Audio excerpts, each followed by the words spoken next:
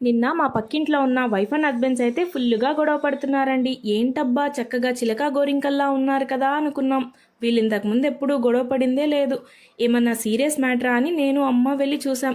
వెళ్ళి అడిగితే అప్పుడు తెలిసిందండి వాళ్ళు ఎందుకు గొడవ పడుతున్నారంటే, నా కొడుకు ఇంజనీరింగ్ చదవాలని హస్బెండ్, లేదు లేదు నా కొడుకేమో డాక్టరే చదవాలని వైఫ్. ఒకరినొకరు ఫుల్గా వాదించుకుంటూ గొడవ పడుతున్నారు. అలా ఆ గొడవ కాస్త ఒకరినొకరు కొట్టుకునే అంత దూరం పోయింది. అదంతా చూసి నేను కూడా భయపడిపోయా. అప్పుడు వేరే అంకుల్ గొడవపడే వైఫ్ అండ్ హస్బెండ్ దగ్గరికి వెళ్ళి, ఈ రోజుల్లో ఇంజనీరింగ్ బాగానే డిమాండ్ ఉంది కదా, ఇంజనీరింగే చదివించండి అన్నాడు. ఇక ఆంటీ ఆ అంకుల్ మీద ఫుల్ రేస్ అయిపోయింది. ఇంతకు మీరెవరు నా కొడుకేం చదవాలి చెప్పడానికి? ఆ అంకుల్ కూడా భయపడి, సరే మరి అదేదో మీ కొడుకునే వాడేం చదువుకోవాలనుకుంటున్నాడో వాడినే అడిగి చూద్దాం అన్నాడు. ఏడి మీ కొడుకు, పిలవండి బయటికి.